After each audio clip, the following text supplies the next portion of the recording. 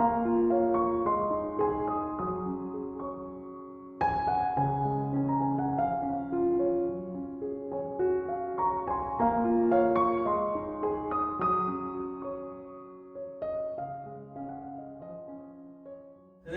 아멘. 오늘도 하나님께서 우리에게 크신 은혜 주실 줄로 믿습니다. 아멘. 옆에 있는 분들에게 이렇게 인사했으면 좋겠어요. 하나님은 당신을 사랑하십니다. 아멘이시죠?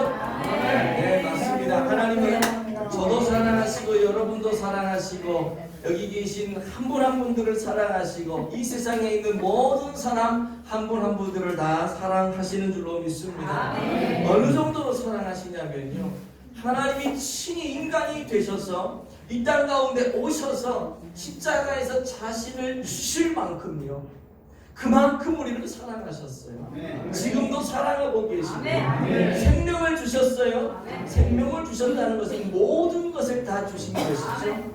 모든 것을 다 주실 만큼 저와 여러분을 사랑하시는 줄로 믿으시기 바랍니다. 아멘. 오늘도 그 사랑이 예배를 통하여 여러분들 각 심령에 흘러가기를 원하고, 아멘, 그 사랑으로 인하여서 이 세상 넉넉히 승리하며 살아가는 성도들 되어지기를 예수님 이름으로 축복을 드립니다. 아멘.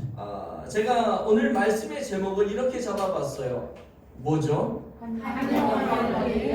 네, 한 영혼을 얻기 위한 몸부림, 이렇게 잡아봤습니다.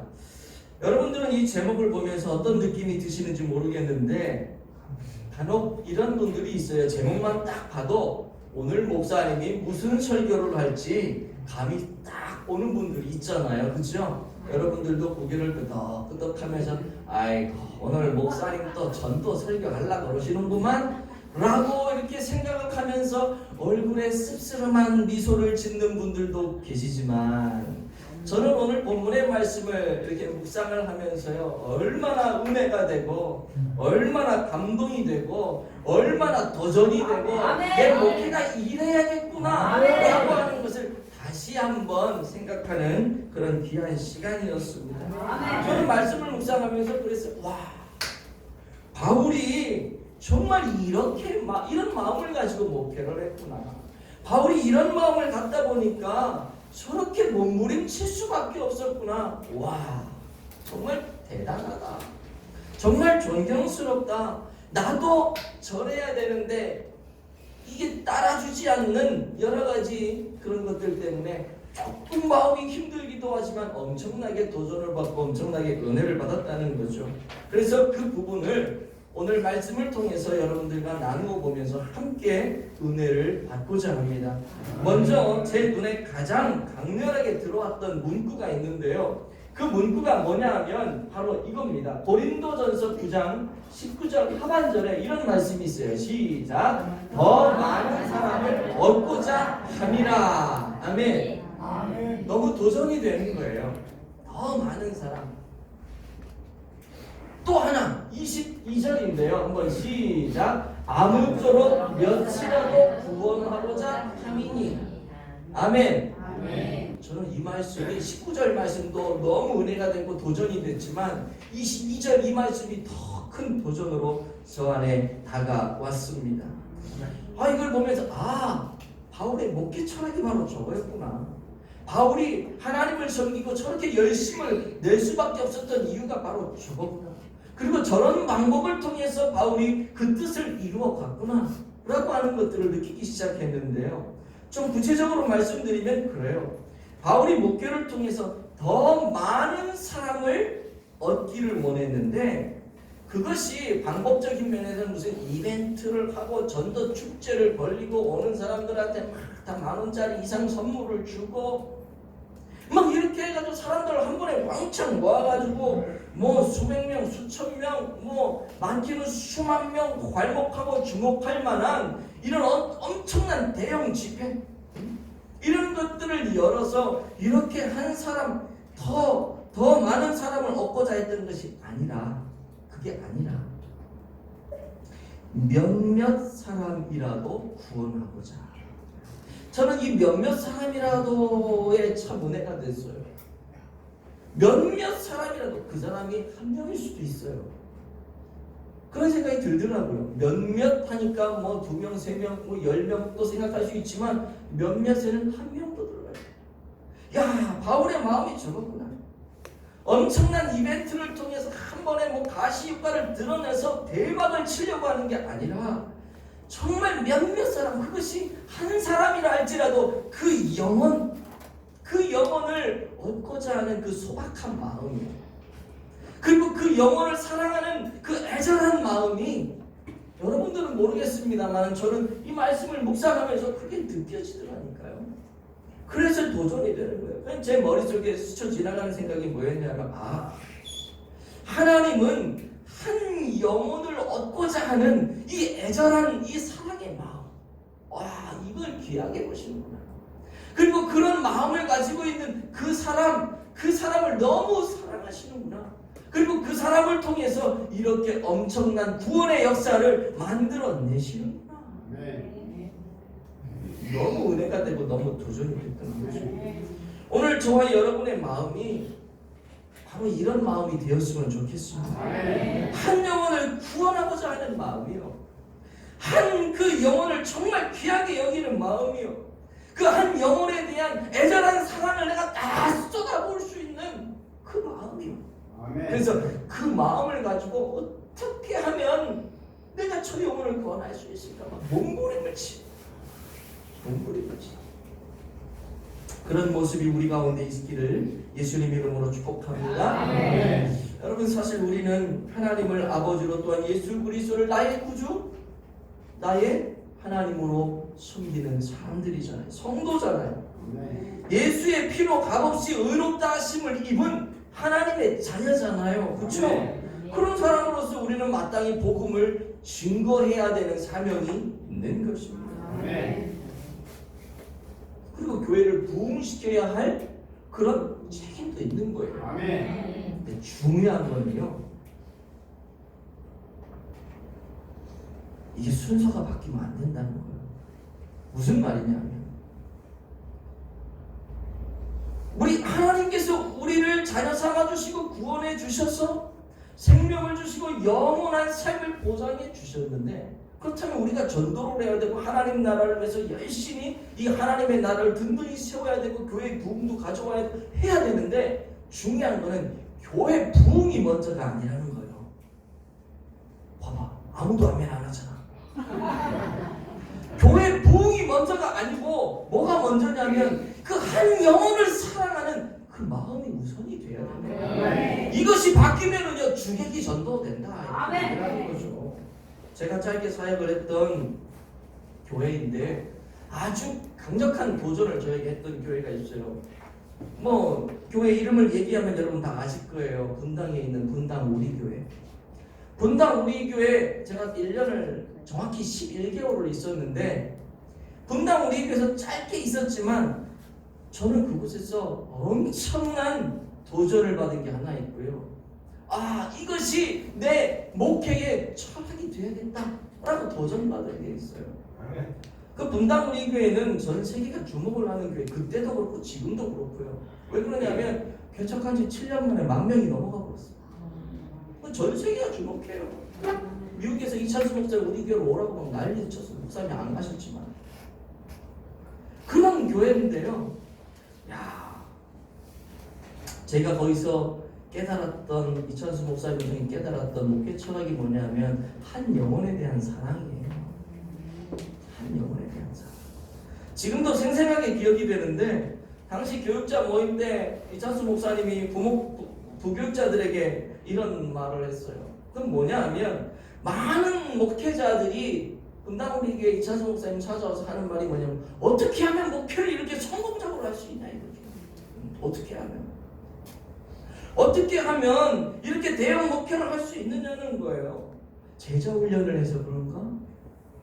전도 폭발을 해서 그런가? 하면서 이분들의 마음에는 뭐가 있냐면 그 교회 시스템이 없던가.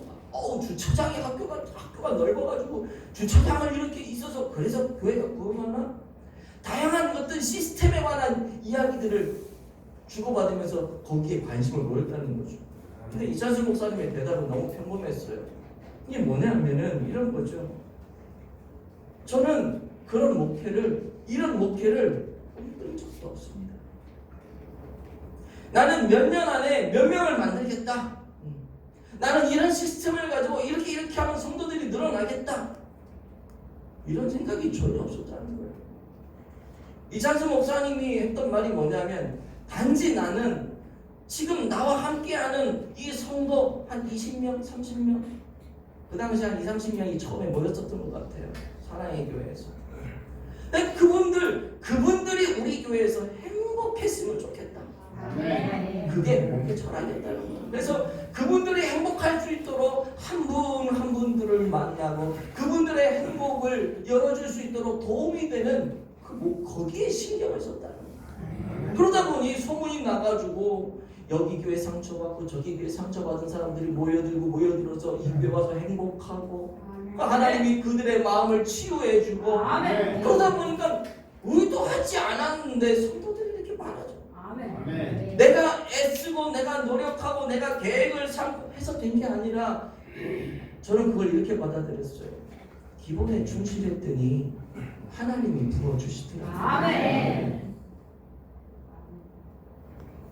큰 목회를 하려고 어떤 야망을 가지고 들어선 게 아닌데, 그냥 하나님이 내게 맡겨주신 그 영혼의 행복을 위해 기도하면서 하루하루를 달려갔더니, 그런 마음을 가진 목사님에게 하나님의 영혼들을 쏟아부어줬다.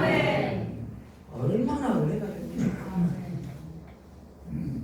전도폭발이 될 수가 아니고 제자 훈련이 될 수가 아니고, 이 기본이요, 이 기본. 한 영혼을 향한 그 사랑이요, 이것이 오늘날 이 분당 우리 교회를 만들어냈다는 것입니다. 너무 멋진 고백 아니에요? 너무 멋진 목회 철학이잖아요. 그런데 여러분, 대부분의 목회자들이 어때요? 개척을 하면 큰 목회를 하려고 해요. 개척을 하면 언제 100명 만들지? 언제 1000명 만들지?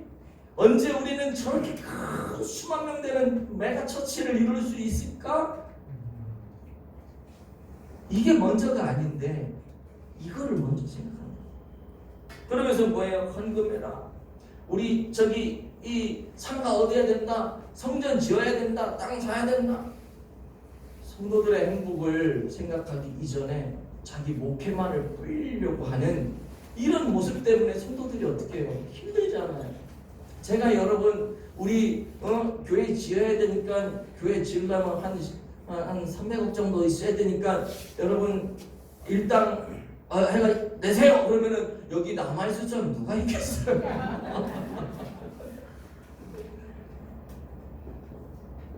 근데 대부분의 교회들이 그런 무리수를 두면서 교회를 불리려고 하는, 저는 이걸 불리려고 한다고 말을 표현을 했는데 좀 듣기가 거북하시면 용서를 하시고, 그런 생각이 드는 거죠. 그렇지.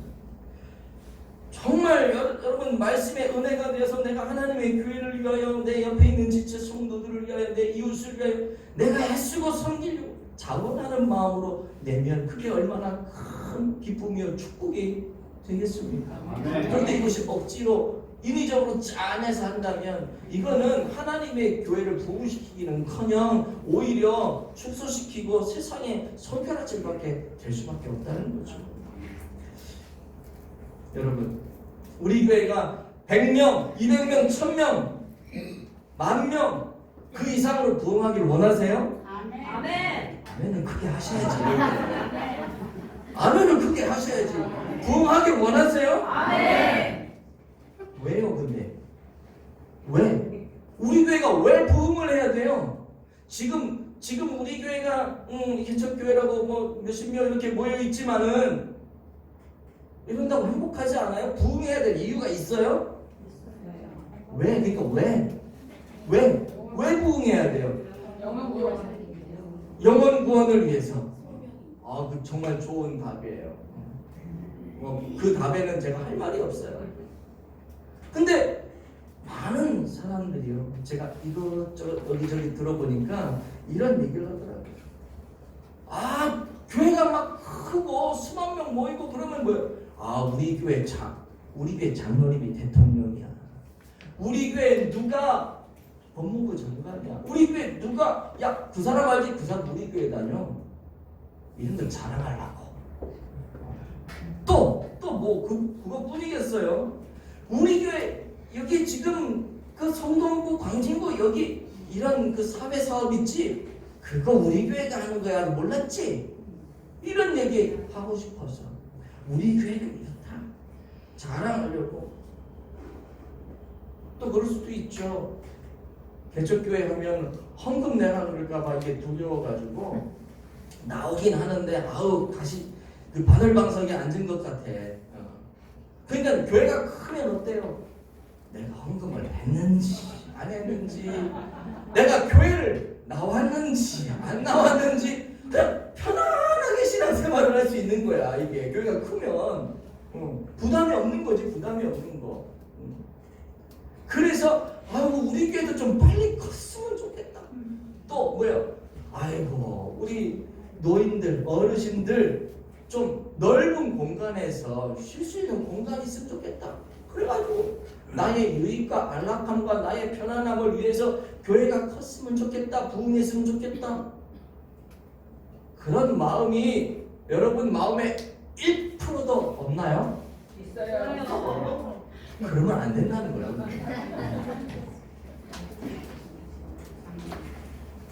근데 그 마음이 처음에 1%였는데 시간이 가면 2%가 되고 5%가 되고 10%가 되고 점점 늘어나면 이게 뭐야? 주객이 완전히 전도가 된 거예요. 그러니 참 힘들고 어려운 일이죠. 그러니까 왜 부흥을 해야 되는지 그걸 우리가 정확히 알아야 돼요. 저는 항상 예수를 믿어도 똑바로 믿으라 그래요. 똑바로 믿는 게 뭐냐면 무조건 우리 덮어놓고 믿는 것도 좋은데 하나님의 뜻을 제대로 좀 알고 믿어야 돼요.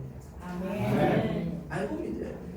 그 알고 믿는 게 뭐냐? 왜라고 하는 질문을 한 번쯤은 던져봐야 된다는 거죠. 아멘.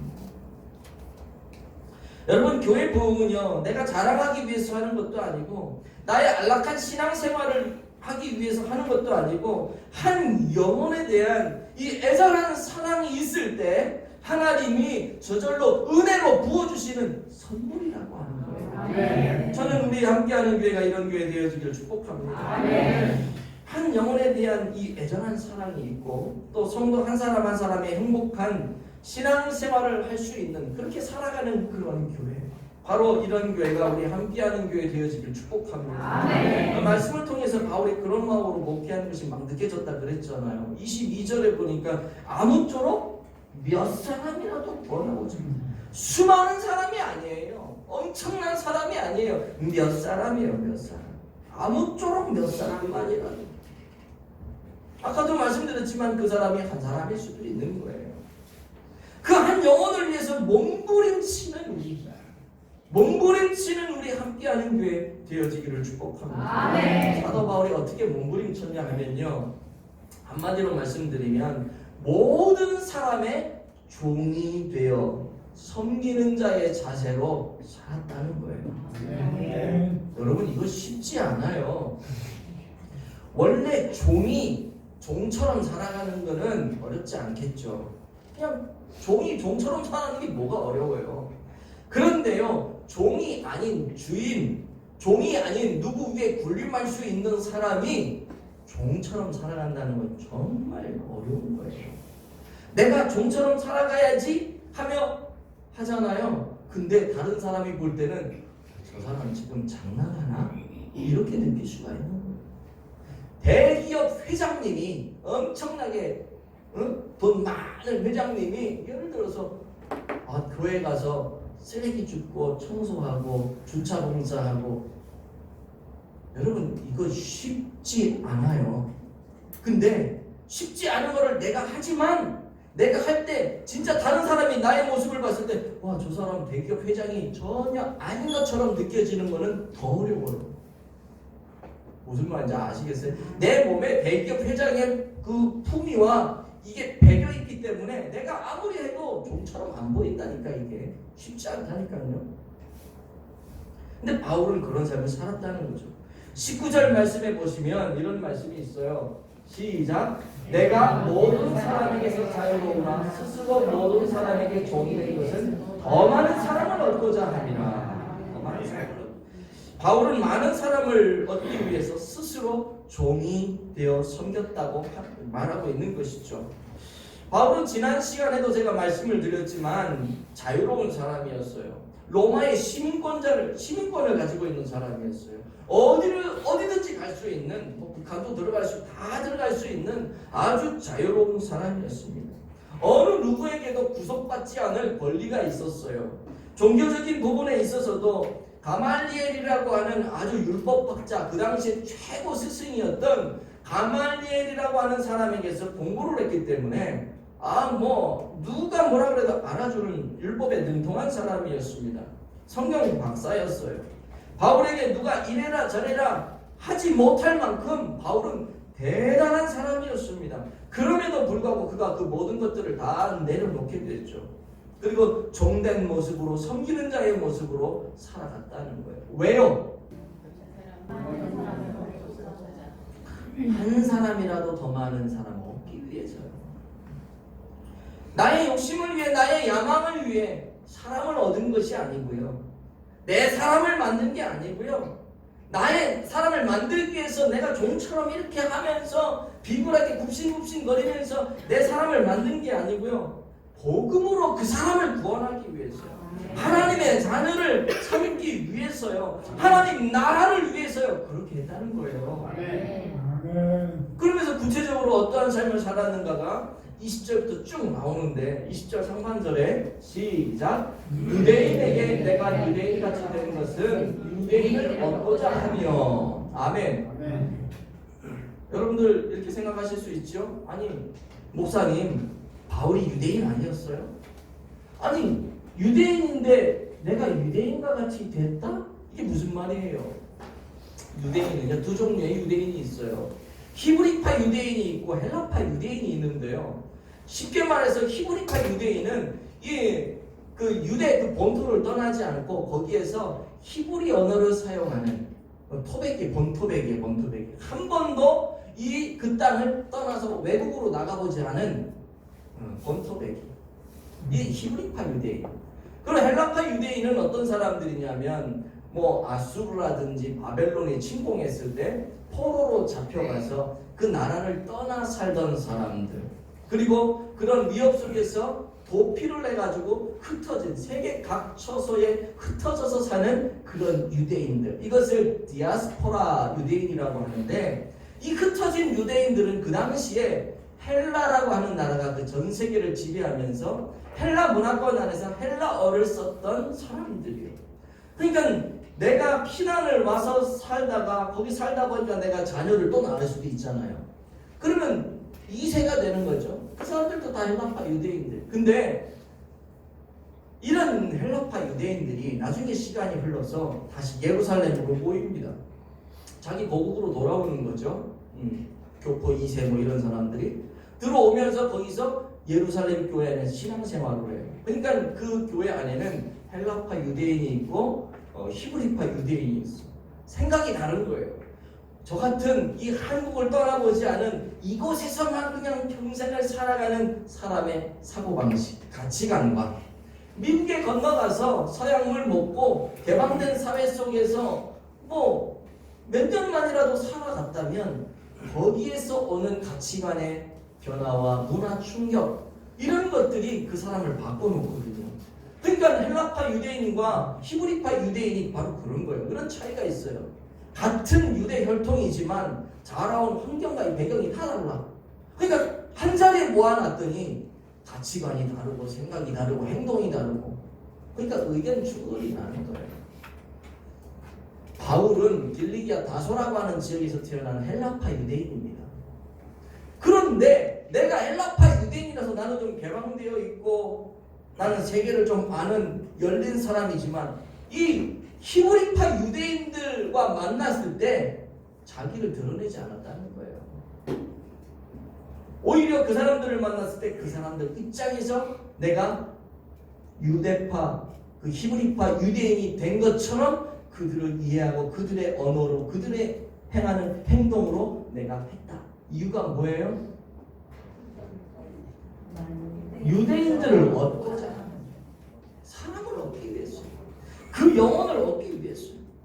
자, 그것뿐만 아니죠. 20절 하반절 시작. 율법 아래에 있는 자들에게는 내가 율법 아래에 있지 아니하나 율법 아래에 있는 자같이 된 것은 율법 아래에 있는 자들을 얻고자 함이요. 바울은요, 율법 아래에 있지 않았어요. 율법 아래에 있다라고 하는 것은 뭐예요? 율법주의, 율법주의자. 이 사람들이 가장 율법이 나쁜 게 아니고요. 율법은 우리가 지켜야 되는 거예요. 하나님이 우리에게 하나님의 시민권, 하나님 나라의 백성으로서 이런 삶을 살아야 된다라고 하고 주신 것이 율법이거든요. 율법을, 예수님이 오셔서 율법을 폐한 게 아니라 율법을 완성했다. 뭘로? 사랑으로. 사랑. 그러니까 율법을, 바울이 율법 아래에 있지 않았다라고 하는 것은, 율법 아래에 있는 사람들은 뭐냐? 이 율법에 매여가지고, 지난번에 제가 얘기 한번 했었잖아요. 매일같이 큐티를 하지 않으면 하나님이 나를 치실 것 같아. 이 율법에 매여서 억지로 큐티를 하는데 하나도 안 기뻐. 그런데 율법 아래 있지 않냐고, 율법에서 자유한 사람은 어때요? 성령 하나님이 그 안에 임하셔서 내가 억지로 큐티를 하는 게 아니라 하나님이 내게 기쁨을 주시고 말씀 사모하는 마음을 주셔서 그냥 나는 그렇게 살아가는데 내가 큐티를 하고 있는 거야. 무슨 말인지 아시겠어요? 이게 율법에서 자유한 사람, 율법 아래 있지 않는 자유한 사람을 바로 이런 거예요. 자유했다고 해서 율법을 안 지키느냐? 아니요. 더 온전히 지켜요. 성령이 내 안에 역사하기 때문에. 바울은 그런 사람이었어요. 할례 같은 부분. 바울은요, 할례를 해야 된다고 생각했어요? 하지 않아도 된다고 생각했어요? 하지 않아도 된다고 생각했던 사람. 바울이 말하는 할례는요, 마음의 할례예요. 육의 할례로 구원받는 게 아니야. 근데 이 유대인들은 어떻게 생각했냐면, 육체적인 몸의 할례를 해야지 그것이 구원받은 증거다, 이렇게 나왔단 말이에요. 이거는 말이 안 되는 거거든. 율법의 정신에 어긋나는 거거든. 그래서 바울은 그것을 인정하지 않았어요. 할례는 마음에 받아야지. 육에 한다고 해서 나쁜 건 아니지만 할례의 정신은 마음의 할례다. 그랬는데요, 바울이 여러분 어디더라? 사도행전 16장에 보면 2차 선교 여행을 할 때 루스드라라고 하는 지역을 가거든요. 거기에서 디모데를 만나서 디모데를 제자 삼습니다. 그 장면이 사도행전 16장에 나오는데, 그때 디모데를 제자 삼을 때 제일 먼저 했던 게 뭐냐면 디모데에게 할례를 행해요. 육의 할례를 행해요. 육의 할례가 의미 없다라고 생각했던 바울이 디모데에게 육의 할례를 행해요. 그리고 유대인들 앞에서 그걸 행해. 다 보라고. 왜 그런 줄 알아요? 나는 율법 아래 있는 사람은 아니지만 그 유대인들, 율법 아래 있는 그 유대인들을 얻기 위해서 내가 한다는 거예요. 그렇게. 왜? 유대인들을 얻기 위해서. 만약에 저 바울 하나님을 섬긴다 그러고 예수 그리스도를 증거한다는 저 사도가, 아니 어떻게 제자를 맞이하는데 율법에 어긋나게 할례도 받지 않은 저 디모데를 제자로 삼아, 저 바울 이상한 거 아니야 저거? 혹시 이단 아니야? 하나님을 믿고 하나님이 보낸 그리스도를 믿는다고 하면서 어떻게 할례도 안 한 사람을 제자로 맞을 수가 있어? 뭔가 잘못해도 한참 잘못됐네 라고 그 사람들이 욕하는 것까지도 좋지만 그 일로 인해서 그들이 신앙의 시험이 들까봐 자기가 율법 아래 매여 있지 않지만 율법 아래 매여 있는 사람과 같이 행동을 했다는 거예요. 왜? 그 사람들을 얻기 위해서. 21절을 보시면은요, 이런 말이 있어요. 시작. 율법 없는 자에게는 내가 하나님께는 율법 없는 자가 아니요 도리어 그리스도의 율법 아래에 있는 자이나 율법 없는 자와 같이 된 것은 율법 없는 자들을 얻고자 함이라. 아멘. 조금 전에는 율법 아래에 있는 자, 이번에 율법 없는 자. 쉽게 말해서 예수 안 믿는 사람들, 하나님 안 믿는 사람들. 아까는 하나님 믿는데 율법에 매여가지고 힘들게 억지로 생활하는 사람들이었다면 지금은 아예 하나님을 믿지 않는 이방 신들을 섬기는 그런 사람, 율법이 없는 사람들. 그 사람들을 위해서 어떻게 했냐면 율법 없는 자처럼 행했다는 거예요. 바울이. 우리 식으로 하면 술집 가서 뭐 하면은 술집까지 갔다는 거예요. 쉽게 말하면, 근데 중요한 것은 뭐냐면 그들을 얻기 위해서 이렇게 하지만 그들과 동화가 되면 안 되는 거예요. 구분이 되고 구별이 돼야 되는 거예요. 그 자리에서도. 이거를 많은 그리스도인들이 놓쳐가지고 나 전도하러 나 술집 간다, 나 전도하러 노래방 간다, 가가지고 그 사람들보다 더 신나게 퍼먹고 그 사람들보다 더 신나게 흔들어대고 찔러대고, 그건 문제가 있는 거죠. 율법 없는 자들. 사도행전 17장에 보면은 바울이 이제 아테네죠. 아테네라고 하는 그 도시에 가게 되는데 거기는 아주 그 시가지에 온갖 우상들이 얼마나 많은지, 막 우상 만들어 놓고 무슨 우상 쫙 해놓는데 바울이 가보니까 거기에 무슨 우상을 세워놓진 않았는데 뭐 알지 못하는 신 이렇게 써 있는 거예요. 그러니까 이 사람들이 뭐냐면 자기들이 섬기는 신들을 다 만들어 놓고 달걀 신, 무슨 신 다 만들어 놓고 이름을 딱 적어놨는데 혹시 자기들이 빠뜨린 신이 혹시 있을까 싶어가지고 빈칸 하나 딱 만들어 놓고 이름 모를 신 이렇게 써놓은 거지. 이방 그 사람들이. 그랬더니 바울이 그것을 보면서 뭐라 그러냐면 분개했다 그래요. 자, 사도행전 17장 16절 시작. 바울이 아덴에서 그들을 기다리다가 그 성에 우상이 가득한 것을 보고 마음에 격분하여, 마음에 막 올라오는 거야. 이놈들이 하나님을 섬겨야지, 이런 우상의 도시를 막 올라오는데요. 거기에서 이제 철학자들을 만난, 아덴이 철학의 도시잖아요. 그리스 아테네. 이 철학자들과 이제 변론을 하는 거예요. 변론을 하는데, 논쟁을 하고 변론을 하는데 어떻게 하냐면, 자, 한번 읽어볼게요. 시작. 바울이 아레오파고 가운데 서서 말하되, 아덴 사람들아, 너희를 보니 범사에 종교심이 많도다. 내가 두루 다니며 너희가 의하는 것을 보다가 알지 못하는 신에게라고 새긴 단독 보았으니, 그런즉 너희가 알지 못하고 위하는 그것을 내가 너희에게 알게 하리라. 우주와 그 가운데 있는 만물을 지으신 하나님께서는 천지에 주시니 손으로 지은 전에 계시지 아니하고, 또 무엇이 부족한 것처럼 사람의 손으로 섬김을 받으시는 것이 아니니, 이는 만민에게 생명과 호흡과 만물을 친히 주시는 이심이라. 아멘. 자, 그 앞에 보면은 뭐라 그러냐면, 아레오파고 가운데 서서 말하되, 아덴 사람들아 너희를 보니 범사에 종교심이 많도다. 이 속에서는 지금 뭐냐면, 아니 이런 작것들이 있나 그러면서 막 올라오는데 겉으로 말 표현을 어떻게 하냐면, 아이고 여러분들 정말 종교심이 대단하네요, 이렇게 얘기하는 거예요. 속에서는 막 올라오는데 그렇게 얘기하지 않고 말을 조금만 바꾸면 아다르고 어다르잖아요, 그렇죠? 말을 조금 바꿔, 어쩜 이렇게 여러분들 이 도시에 사는 사람들은 그렇게 신앙심이 좋아요? 어쩜 그렇게 종교심이 좋아요? 와, 이런 도시 내가 처음 봤어. 지금 그렇게 얘기하는 거예요. 그러면서 나중에 어떻게 합니까? 여러분들, 내가 보다 보니까 거기에 알지 못하는 신이라고 하는 단이 있는데 내가 그 신을 알아요. 내가 그 신을 알아요.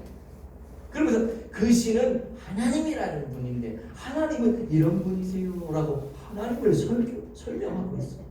하나님을 지금 전파하고 있어요. 대단하지 않아요? 대단하죠. 속에서는 막 끌어올라.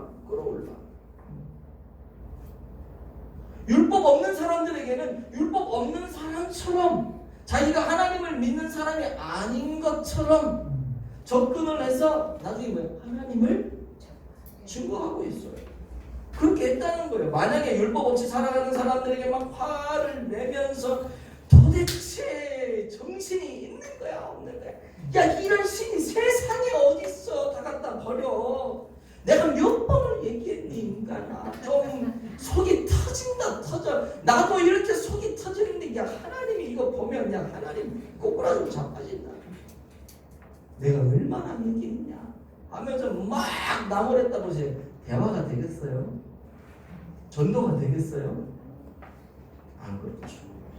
그 말을 들은 그 사람 예수 믿기 쉽겠어요? 어려워요.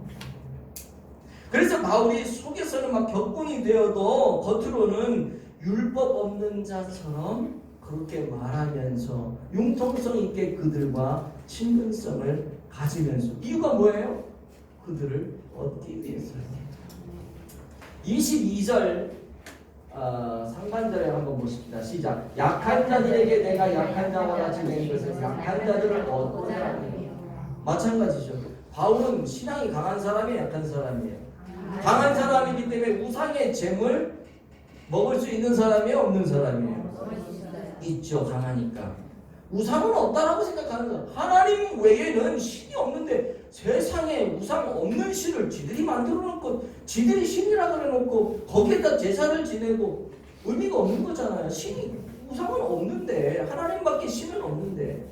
그러니 바울은 뭐예요? 얼마든지 먹을 수 있어. 믿음이 강해. 그러나 그거를 내가 먹는 것을 보면서 신앙이 약한 사람, 믿음이 없는 사람, 저거 우상한테 바친 제물인데 저기 우상의 그 힘이 저 재물에 영향을 끼칠 텐데 저거 먹으면 어떻게 되는 거 아니야? 이 불안해하고 약한 사람들이 바울을 봤을 때 시험 될까봐 아이고 저렇게 믿음 좋다는 사람도 저걸 먹네. 아이고 세상에 말세야 말세. 막 이럴 수 있잖아요. 그래서 바울이 뭐예요? 안 먹겠다. 약한 자들에게 내가 약한 자와 같이 되고. 그 바울이 그랬잖아요. 그런 사람들이 있을까봐 내가 평생에 고기를 입에 대지 않겠다. 왜? 약한 자처럼 나 살아가겠다는 거예요. 그 이유가 뭐냐? 그 사람들을 얻기 위해서요. 근데 이런 것들을 얘기하려다 보니까 뭐 한도 끝도 없어. 한도 끝도. 그래서 바울이 한마디로 줄이는 게 바로 이거예요. 20절 하반절 시작. 내가 여러 사람에게 여러 모습이 된 것은 아무쪼록 몇 사람이라도 구원하고자 하니. 내가 이걸 늘어놓으면 밤을 새도 몇 날을 새도 끝나지 않아. 그러니까 한마디로 딱 줄여버려. 내가 여러 사람에게 여러 모습이 된 것은 이 사람에겐 이렇게 저 사람에겐 저렇게 줄여버리는 거예요. 다 줄여버리는 거예요. 그 이유가 뭐냐? 아무쪼록 몇 사람이라도 구원하고자 하니. 그 몇 사람 한 영혼, 그 영혼에 대한 이 애절한 사랑이 있기 때문에 이렇게 발버둥치는 거예요. 생각해보세요, 여러분. 여러분들은 어떻게 생각하는지 모르지만 어떤 사람들은 이렇게 생각할 수도 있죠. 야, 저 바울 아주 기회주의자네.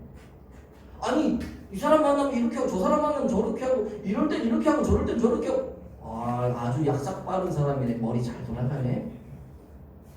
좋게 보면 한없이 좋은데 나쁘게 보면 한없이 나빠 보일 수도 있는 거예요. 그런데 바울이 그런 욕을 들을 것을 무릅쓰고 이렇게 하는 이유가 뭐라 그랬어요? 몇 사람이라도 구원하라. 너무 은혜되지 않아요? 내가 저 영혼을 구원하기 위해서라면 내가 이것도 해보고 저것도 해보고 그것도 해보고 심지어 내가 손가락질 받고 내가 이상한 놈이라는 소리를 듣고 해도 내가 그거 하겠다는 거예요. 얼마나 도전이 돼요. 그러니 하나님이 그 사람을 들어 쓰셔서 멋지고 아름다운 사역을 맡기시는 것 아니겠습니까? 근데 이것이 사도 바울이 시작한 것이 아니라 우리 하나님이 먼저 시작하신 거예요. 빌립보서 2장 5절에서 8절 잘 아시죠? 한번 읽어봅니다. 시작. 너희 안에 이 마음을 품으라. 곧 그리스도 예수의 마음이니 그는 근본 하나님의 본체시나 하나님과 동등됨을 취할 것으로 여기지 아니하시고 오히려 자기를 비워 종의 형체를 가지사 사람들과 같이 계셨고 사람의 모양으로 나타나 자기를 낮추시고 죽기까지 복종하셨으니 곧 십자가에 죽으심이라. 아멘. 여러분, 지금 예수님에 대한 말씀이잖아요. 예수님은 어떤 분이세요? 예수님은 본체가 하나님이세요. 예수님은요, 이 땅에 오셔서 인간이 되신 이유가 전혀 없었어요. 십자가를 지실 이유가 전혀 없었어요. 머리에 면류관, 가시 면류관, 옆구리에 창자국, 손에는 못 박히신 이유가 전혀 없었어요. 죽으신 이유가 전혀 없었어요. 그런데 왜 그렇게 하셨어요? 우리를 구원하시기 위해서. 우리를 구원하시기 위해서. 십자가에 달린 예수님을 사람들은 다 손가락질했습니다. 야, 너부터 좀 구원해봐. 너도 구원 못하는 그런 인간이 뭘 누구를 구원하겠다 그래? 그런 온갖 욕짓거리를 다 듣고 손가락 침뱉음을 당하고 온갖 멸시와 고통을 다 당하셨어요. 왜요? 우리를 구원하려고요. 여러분을 구원하려고요. 나를 구원하려고요. 그 모든 수고를 다 그걸 사도 바울이 배운 거죠. 그걸 배운 거죠. 그리고 이 마음이 오늘 저와 여러분의 마음이 되어야 할 줄로 믿습니다. 말씀을 맺겠습니다. 바울은 복음을 위해서라면 한 영혼을 구원하기 위해서라면 자기가 어떤 말을 들어도 나는 상관없어. 지금 그런 뉘앙스로 우리에게 말씀을 하고 있는 것입니다. 아까도 말씀드렸지만 바울을 오해해서 기회주의자로 보고 나쁜 인간으로 보고 자기가 살아남기 위해서 카멜레온처럼 자기의 색깔을 막 바꾸는 그런 인간이라고 얘기할 수 있는 사람들 이 세상에 얼마나 많겠어요. 그럼에도 불구하고 내가 몇 영혼이라도 구원할 수 있다. 내가 손해보고 내가 욕 들어먹고 내가 손가락질 당하고 내가 오해를 사는 한이 있더라도 그 영혼을 내가 구원할 수만 있다니라. 내가 그걸 당하겠다는 말이야. 이런 방법도 써보고 저런 방법도 써보고 내가 할 수 있는 모든 방안을 다 강구해서 내가 저 영혼을 구원해내겠다.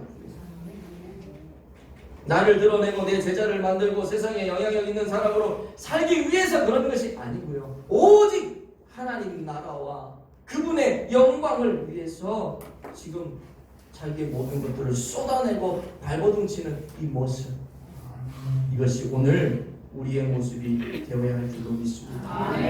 그럴 때 하나님께서 여러분을 통하여 저를 통하여 우리 교회를 통하여 하나님의 나라를 든든히 세워가시고 또 그 하나님의 나라를 통해서 수많은 사람들이 주제로 돌아오는 역사를 만들어 내신 줄로 믿습니다.